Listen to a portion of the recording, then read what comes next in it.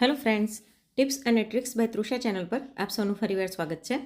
આજે ફરીવાર આપણે અમુક એવી જુગાડુ ટિપ્સ જોઈશું જે ખરેખર ખૂબ જ કામમાં આવશે. તો સૌથી પહેલી ટીપ માટે અહીં મેં એક બોક્સ લઈ લીધું છે. એકદમ સરસ જાડા પુઠ્ઠાવાળું બોક્સ છે, મજબૂત બોક્સ છે. આવા બોક્સ આપણે ઘણી વસ્તુઓ લઈએ એમાં આવતા હોય છે અને આપણે એને ફેંકી દેતા હોઈએ છીએ. તો આનો આજે આપણે એક સરસ જુગાડુ આઈડિયા જોઈશું. તો આવી રીતના સ્પાઇસીસનું એક બોક્સ છે અને એકદમ મજબૂત છે. તો આ બોક્સને આપણે આવી રીતના ક્રોસમાં કટ કરી લઈએ. તો અહીં મેં કટર લઈ લીધું છે, એની મદદથી આને કટ કરી લઈશું. એકદમ જાડું પુઠ્ઠું છે એટલે કટ કરતાં થોડોક ટાઈમ જશે. તો જો મેં આને આવી રીતના કટ કરી લીધું છે અને હવે આને ડબલ મજબૂતી માટે આપણે આવી રીતના નીચે તળિયાના ભાગે ટેપ લગાડી દઈશું, જેથી જે બોક્સ આપણે ખોલતા હતા તે ખુલે નહીં. તો આવી રીતના મેં ટેપ લગાડી દીધી છે. હવે આનો ઉપયોગ ક્યાં કરવાનો એ હું તમને બતાવી દઉં. અહીં રસોડામાં માઇક્રોવેવની બાજુમાં મારે આવી રીતના ખાંચો છે, તો આનો કોઈ ઉપયોગ નથી થતો. હું આમાં ચોપિંગ બોર્ડ રાખતી હોઉં છું, પણ ઘણી વખત ચોપિંગ બોર્ડ લસરી જાય છે. તો એમાં આપણે આવી રીતના આ કાર્ડબોર્ડ રાખી દઈશું અને એની અંદર પછી ચોપિંગ બોર્ડ છે કે ટ્રે છે ગમે તે તમે રાખી શકો છો. પડશે નહીં, એની પોતાની જગ્યાએ જ રહેશે અને સરસ ગોઠવેલું લાગશે. તો આ એક સરસ જુગાડુ આઈડિયા છે. ખાસ કરીને ભાડાના મકાનમાં કોઈ રહેતા હોય તો આવી રીતના અરેન્જ કરી શકે છે.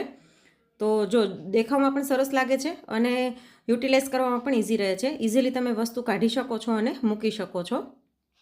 તો આ એક સરસ જુગાડુ આઈડિયા છે. હવે આનો જે બીજો ભાગ બચ્યો હતો એને મેં આવી રીતના કિચન કેબિનેટ હોય એમાં અંદર રાખી દીધું છે. તો આનો ઉપયોગ તમે ઢોસાની તવી છે, કોઈ પણ ફ્રાઈંગ પેન છે કે એના ઢાંકણા હોય એ રાખવા માટે કરી શકો છો. આ બધી વસ્તુઓ પણ એવી છે કે આપણે રાખીએ ને વારે વારે લસરી જતી હોય છે. તો આવી રીતના જાડું પુઠ્ઠું કે જાડું કાર્ડબોર્ડ હોય ને તો તમે આવી રીતના ઇઝીલી રાખી શકો છો. તો આ આઈડિયા જો તમને ગમ્યો હોય તો વિડીયોને એક લાઇક જરૂરથી કરી દેજો. હવે પછીનો નેક્સ્ટ આઈડિયા જોઈએ. અહીં ચોકોસનું મોટું બોક્સ હતું, એને મેં આવી રીતના 2 ટુકડામાં કટ કરી લીધું છે અને આને પણ આવી રીતના અંદરથી અને બહારથી ટેપ મારી દીધી છે એટલે વધારે મજબૂત થઈ જાય. હવે આનો ઉપયોગ ક્યાં કરવાનો એ હું તમને બતાવી દઉં. અહીં કિચન કેબિનેટના જે ખાનું હોય દરવાજો, એમાં મેં આવી રીતના હૂક લગાડેલું છે. એની અંદર આપણે આ બોક્સને લગાડી દઈશું અને આનો ઉપયોગ તમે ગમે તે રાખવા માટે કરી શકો છો. અત્યારે હું કિચનમાં જે આપણે રોટલી રાખવાના કપડાં હોય એ રાખવા માટે આનો ઉપયોગ કરું છું. આપણે મસોતાને બધું રાખતા હોઈએ છીએ તો આવી રીતના અલગ અલગ રાખી શકીએ છીએ. તો દેખાવમાં પણ સરસ લાગે છે અને ઇઝીલી તમારે કાઢવું હોય તો નીકળી પણ જશે અને પાછું રાખવું હોય તો મૂકી પણ શકો છો. અને આવી રીતના રાખવાથી બધા તમને દેખાય પણ ખરા કે કેટલા કેટલા છે. અને દરવાજો પણ ઇઝીલી બંધ થઈ જાય છે. દરવાજો બંધ કરવામાં કંઈ જ પ્રોબ્લેમ નથી થતો. તો આવી રીતના દરવાજાનો ઉપયોગ તમે કરી શકો છો. આના માટે અલગ અલગ રેક પણ આવતા જ હોય છે, પણ આ એક જુગાડુ આઈડિયા છે. વેસ્ટમાંથી બેસ્ટ જેવો ઉપયોગ છે. અહીં મેં એક હૂક માર્યું છે એટલે બોક્સ થોડું કામ રહે છે, પણ જો તમે 2 હૂક લગાડ્યા હોય ને તો બોક્સ એકદમ સરસ રહેશે, કેમ કે એકદમ કડક હોય છે. તો આવી રીતના તમે આની અંદર કોઈ પણ વસ્તુ રાખી શકો છો. હવે પછી તો નેક્સ્ટ આઈડિયા છે કે વેકેશનમાં આપણે ટ્રાવેલિંગમાં જતા હોઈએ તો કોલગેટને બ્રશ આપણે એમનેમ જ પર્સમાં અથવા તો બેગનું ઉપરનું ખાનું હોય એમાં નાખી દેતા હોઈએ છીએ. ઘણી વખત જો પર્સમાં નાખ્યું હોય ને તો ગોતવામાં પણ અઘરું પડે છે અને એમનેમ ખુલ્લા બ્રશ રાખવાથી એમાં જમ્સનું ઇન્ફેક્શન થવાની શક્યતા રહે છે. તો આપણે આવી રીતના જે પ્લાસ્ટિકના ગ્લવ્સ આવે છે, કોઈ પણ હેર ડાય કે કલરમાં આવા બોક્સમાં આવી રીતના ગ્લવ્સ આવતા હોય છે. તો એવી રીતના તમે એના દરેક આંગળીઓમાં આવી રીતના અલગ અલગ બ્રશ અને કોલગેટ રાખી શકો છો અને આને બધાને આવી રીતના પેક કરી અને રબર ચડાવી અને પર્સમાં અથવા તો કોઈ પણ તમે પાઉચ લઈ જતા હોય એમાં રાખી શકો છો અથવા તો સુટકેસનું ખાનું હોય એમાં રાખી શકો છો. તો ઇઝીલી એક્સેસ થશે, મળી પણ ઇઝીલી જશે અને દેખાવમાં પણ સરસ લાગશે અને સાથે જ બ્રશના જે બ્રિસલ્સ હોય એમાં ઇન્ફેક્શન પણ નહીં લાગે. હવે પછીનો નેક્સ્ટ આઈડિયા પણ ટ્રાવેલિંગ માટેનો છે.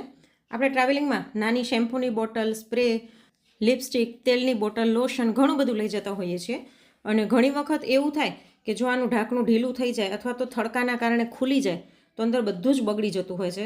મારે પોતાને એક વખત એવું થયું હતું કે લિપસ્ટિકનું ઢાંકણું ખુલી ગયું હતું, જેથી લિપસ્ટિક પણ ખરાબ થઈ ગઈ અને સાથે બધું અંદર પણ કલરવાળું થઈ ગયું હતું. તો આવું ન થાય એના માટે હું તમને એક સરસ આઈડિયા આપીશ.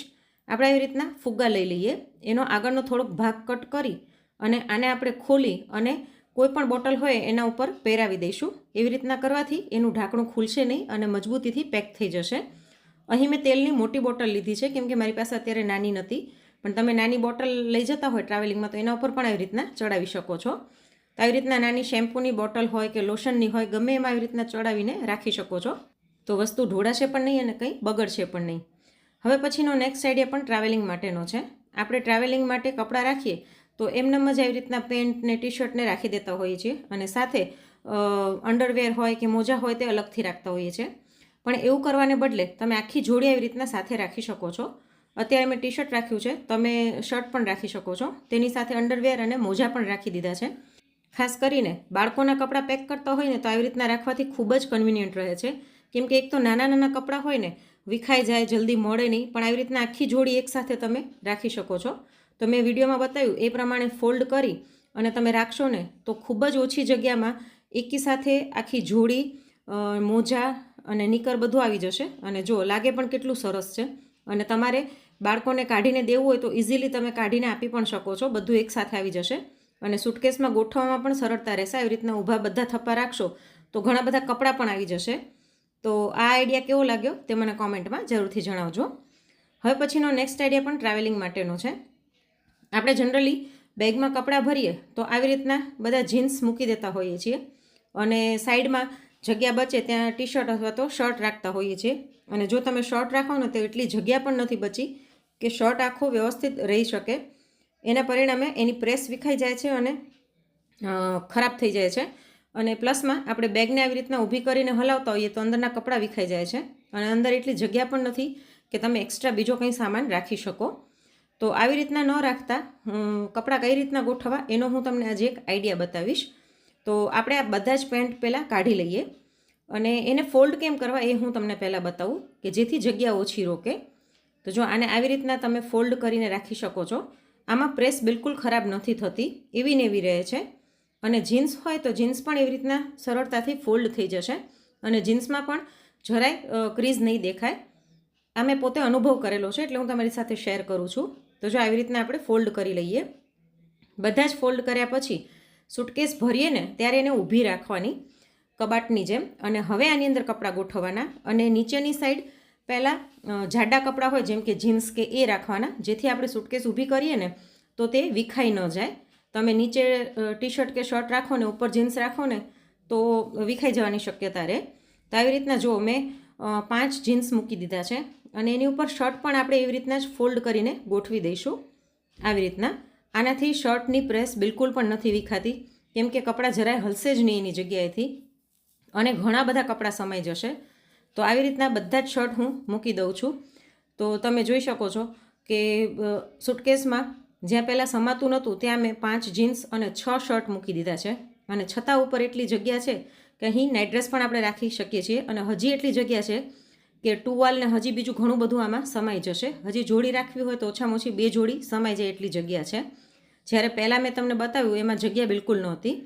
અને આપણે આમ સુટકેસ આમ રાખીશું ને આડી તો પણ કપડાં વિખાશે નહીં. બધા એક સરખા તમને જોવા મળશે એટલે કપડાં કાઢવામાં પણ ઇઝી રહે છે. અને સાઈડમાં પણ જો કેટલી બધી જગ્યા બચી છે. તો આની અંદર તમે જેન્ટ્સના શેવિંગ કિટ છે અથવા તો મોજા કે અંડરગાર્મેન્ટ્સ હોય તો એ પણ વ્યવસ્થિત ગોઠવીને રાખી શકો છો. તો પહેલાં જે સુટકેસમાં 5 જોડી કપડાં પણ સરખા નહોતા આવતા એમાં આપણે કેટલું બધું સમાવી રાખી શકીએ છીએ. અને ઉપરનું જે આ ખાનું છે એમાં કંઈ રાખવાની જરૂર નથી પડતી. ઘણી વખત એવું થાય કે એ ખાનામાં બધા રૂમાલ ને મોજા ને એવું રાખતા હોય જેના કારણે એકદમ બંધ કરવામાં ફૂલેલી લાગે સુટકેસ, જ્યારે આમાં એવું બિલકુલ નહીં થાય. અને કપડાં આપણે આવી રીતના ગોઠવ્યા છે એના કારણે બધા કપડાં દેખાશે પણ ખરા. પહેલાં જે આપણે થપ્પો કરીને ગોઠવ્યું હતું ને એમાં નીચે કયું જીન્સ છે ને દેખાય નહીં, આપણે એક એક જીન્સને ઊંચું કરીને જોવું પડે. જ્યારે આમાં ઇઝીલી બધા દેખાય છે અને તમે ઇઝીલી કાઢી પણ શકશો. એટલે કેટલા કપડાં રાખ્યા છે તે ઇઝીલી તમે જોઈ શકો છો. તો આ આઈડિયા તમને કેવો લાગ્યો તે મને જરૂરથી કોમેન્ટ કરીને કહેજો. અને હવે વેકેશનમાં ફરવા જાઓ તો આવી રીતના કપડાં જરૂરથી ગોઠવજો. હવે પછીનો નેક્સ્ટ આઈડિયા પણ બેગને લઈને છે. આપણે આવી વ્હીલવાળી બેગ બધા વાપરતા હોઈએ છીએ. એના વ્હીલ એટલા ખરાબ થઈ જતા હોય છે ને કે ઘણી વખત ખરબચડા થઈ જવાના કારણે વ્યવસ્થિત સુટકેસ ફરતી પણ નથી. તો સુટકેસના વ્હીલ ઉપર આપણે ઇલેક્ટ્રિક ટેપ જે આવે છે એ ચિપકાવી દઈશું. આ ટેપ સરસ હોય છે, જલ્દી નીકળતી પણ નથી અને પરિણામે વ્હીલ એકદમ સરસ સેફ રહે છે. એમાં જરાય પણ કાંકરી કે કંઈ ભરાશે નહીં. પરિણામે સુટકેસ આપણી સ્મૂધલી હાલી શકશે અને ખરાબ પણ નહીં થાય અને બેગ જોવામાં પણ સરસ લાગશે. વ્હીલ ઉપર એક સરસ પ્રોટેક્શન આવી જશે. તો આવી રીતના કાળી ટેપ મેં લગાડી છે. તમે એના બદલે કોઈ પણ કલરિંગ ટેપ પણ લગાડી શકો છો, જેથી સુટકેસ દૂરથી ઓળખવામાં પણ સરળતા રહે. તો જો અહીં મેં ચારે વ્હીલમાં આવી રીતના ટેપ લગાડી લીધી છે. આ ટેપ લગાડવાથી સુટકેસને રન કરવામાં કોઈ જ ફરક નહીં પડે, ઇઝીલી રન થઈ જશે. તો હવે પછી નેક્સ્ટ ટાઈમ તમે પણ ફરવા જવાના હોય પહેલાં આવી રીતના ટેપ જરૂરથી લગાડી લેજો. અને આજના આ બધા જ આઈડિયામાંથી તમને કયો આઈડિયા ગમ્યો તે મને કોમેન્ટ કરીને જરૂરથી જણાવજો.